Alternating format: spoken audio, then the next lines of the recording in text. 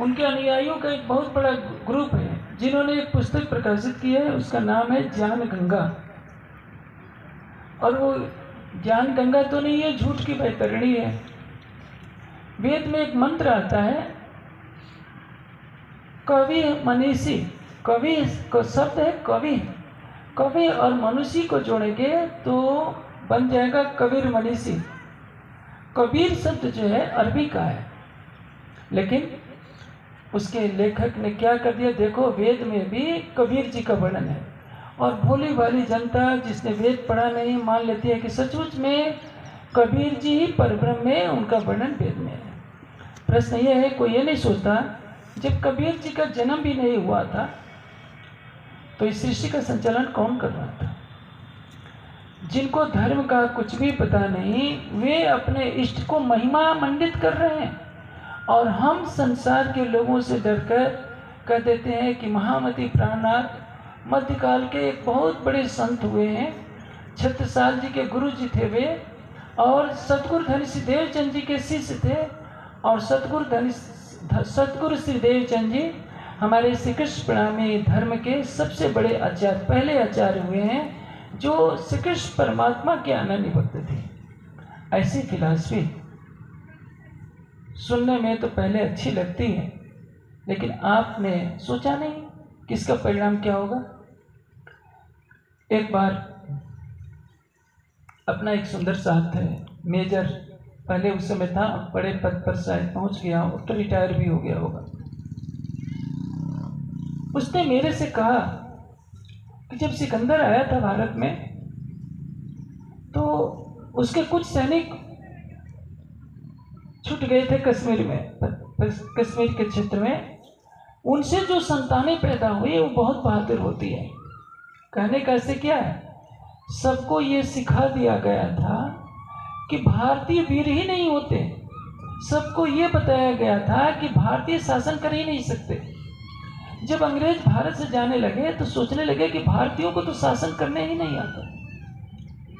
उनको ये नहीं पता, क्योंकि भारतीयों के मन में धारणा बना दी गई थी कि भारतीयों में शासन करने की क्षमता नहीं है, कि किसी ने इतिहास के पन्नों को पलटा नहीं। संसार का सबसे पहले संविधान किसने लिखा? जिससे सृष्टि पैदा हुई, स्वयंभू मनु ने लिखा। मानधाता ने जानते हैं कितने 100 अश्वमेध यज्ञ किए थे। सूर्य जहाँ से उगता है और जहाँ से डूबता है, 7 समुद्रों पर्यंत पृथ्वी पर मानधाता का शासन था सतयुग में।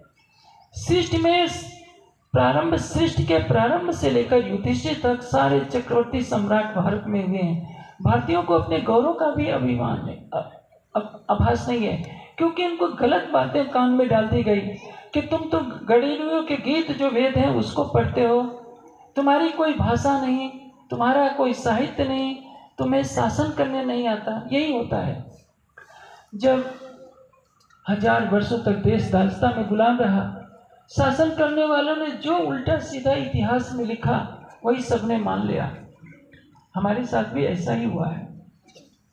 हमारे मनोबल को गिरा दिया गया कि सुंदर साथ जी, आप गृहस्थी हो, चितवनी के चक्कर में न पड़ो, वाणी पढ़ने के चक्कर में न पड़ो, क्योंकि वाणी घर में पधराओगे, सेवा पूजा तुमसे हो नहीं पाएगी 5 बार, इसलिए गुनाह लग जाएगा। तुम्हें गोटा सेवा पूजा का गोटा रखना है, 5 बार तारतम पढ़ लेना है, चरणामृत प्रसाद लेना है। परिणाम क्या हुआ? पीढ़ी दर पीढ़ी वाणी के ज्ञान से दूर होती गई, मनोबल गिरता गया, शरीयत का प्रभाव बढ़ता गया, हकीकत और मारिफत किनारे हो गए, स्वप्न की वस्तु हो गए। और सबने अपने प्राणेश्वर अक्षरातीत को संतों की पंक्तियों में खड़ा कर दिया, आचार्यों की पंक्ति में खड़ा कर दिया।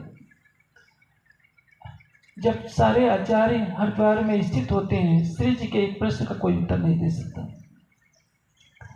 अब देखिए, मैंने यही कहा कि जब औरंगजेब को नलवे भेजे जाते हैं, उस पर श्री जी जानते हैं क्या हस्ताक्षर कहते हैं?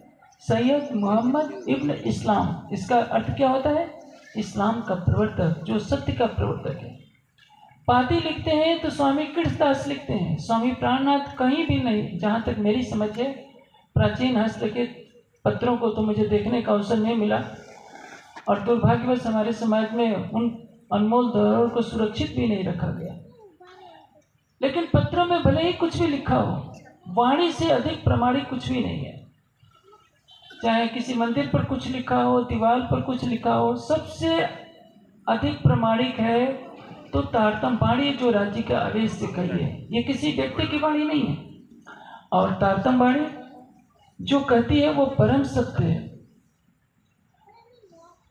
उसकी उल्टी व्याख्या करने के लिए आप संस्कृत के ग्रंथ का उदाहरण नहीं ले सकते, व्याकरण का आधार नहीं ले सकते कि देखिए किस शब्द का अर्थ परब्रह्म होता है, तो प्राणनाथ का अर्थ क्या होता है? राधा के प्रीतम कौन है? प्राणनाथ। मूल मिलावे कौन बैठा है? दो ही सुपा ने तीसरा दिखाया प्राणनाथ। आनंद सागर ग्रंथ में प्राणनाथ की महिमा परिभाषा क्या लिखी है? प्राण रूपा प्रिया सर्वा। सभी आत्माएं क्या है? प्राण स्वरूपा है। तेसाम नाथो अक्षरात् पर। उनके प्रीतम कौन है? अक्षर से परे अक्षरातीत। 300 प्राणनाथ ख्यात प्रियस्वर। इसलिए प्राणनाथ का अर्थ क्या होता है? प्रियस्वर, अक्षरातीत, पूर्ण ब्रह्म, सच्चिदानंद। प्राणनाथ का अर्थ तो आनंद सागर ग्रंथ ने ऐसा किया।